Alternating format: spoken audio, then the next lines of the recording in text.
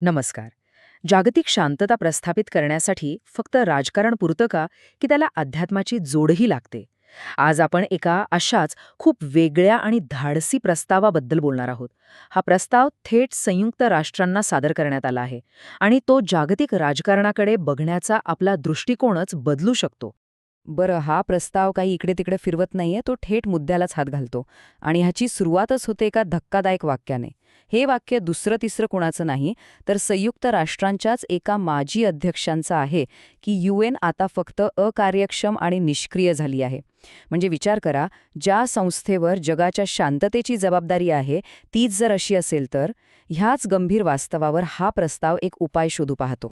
चला तर हा मोठा प्रस्ताव सोप्या भाषेत समजून घेऊया. सगळ्यात आधी जगासमोर सध्या काय धोके आहेत ते पाहू. मग त्यावरचा हा अनोखा आध्यात्मिक उपाय काय आहे ते समजावून घेऊ. हे कल्पना कुठून आली, तिचा 30 वर्षांचा प्रवास कसा होता ते जाणून घेऊ. मग 9 वर्षांची नेमकी कृती योजना काय आहे ते तपासू. आणि शेवटी या सगळ्याचं अंतिम ध्येय काय आहे ते बघूया. चला पहिल्या भागाकडे वळूया. या प्रस्तावाच्या लेखकांच्या मते आपलं जग आज इतक्या धोकादायक वळणावर का येऊन उभं राहिलं आहे? या प्रस्तावानुसार मानवतेवर एकाच वेळी अनेक संकटं घोंगावत आहेत.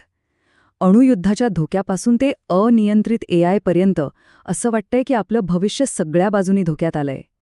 आता हा आकडा बघा, 12,241 इतकी अणुअस्त्र आजही आपल्या जगात आहेत. म्हणजे एक अस्तित्वालाच धोका.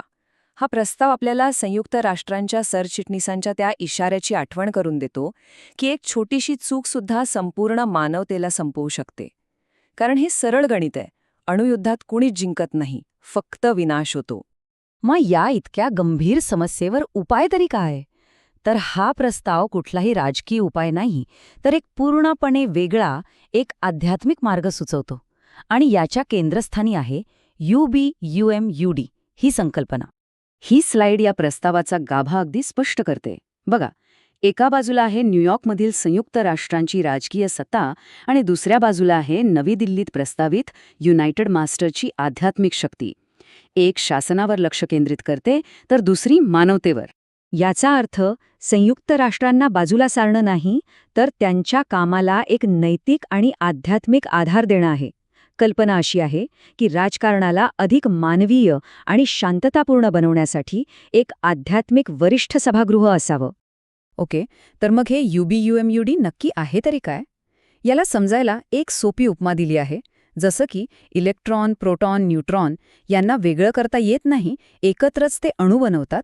अगदी तसंच युनिव्हर्सल बॅलन्स म्हणजे जागतिक संतुलन आणि युनिव्हर्सल डिसआर्मामेंट म्हणजे जागतिक निशस्त्रीकरण हे दोन्ही युनायटेड मास्टर्सशिवाय होऊच शकत नाही. हे तिन्ही घटक त्यांच्यामध्ये एकमेकांशी जोडलेले आहेत, अविभाज्य आहेत. पण ही कल्पना आली कुठून? हा काही एका रात्रीत सुचलेला विचार नाहीये. याच्या मागे तब्बल 30 वर्षांचा एक मोठा आध्यात्मिक प्रवास दडलेला आहे. आणि हा संपूर्ण प्रवास या टाईमलाईनमध्ये दिसतोय. याची सुरुवात होते 1995 साली, एका अगदी वैयक्तिक प्रेरणेतून. पण पुढे जाऊन 2007 साली ही संकल्पना थेट तत्कालीन राष्ट्रपती डॉक्टर APJ अब्दुल कलाम यांच्यापर्यंत पोहोचली. आणि आता 2025 मध्ये हाच विचार संयुक्त राष्ट्रांच्या सर्व 193 सदस्य देशांसमोर एक औपचारिक प्रस्ताव म्हणून ठेवण्यात आला आहे. म्हणजे एका व्यक्तीच्या प्रेरणेपासून ते जागतिक स्तरापर्यंतचा हा प्रवास आहे. तर इतिहासातून आता भविष्याकडे वळूया. ही मोठी आध्यात्मिक कल्पना प्रत्यक्षात आणण्यासाठी नेमकी काय योजना आहे? तर योजनेची सुरुवात होते एका मोठ्या जागतिक आवाहनाने.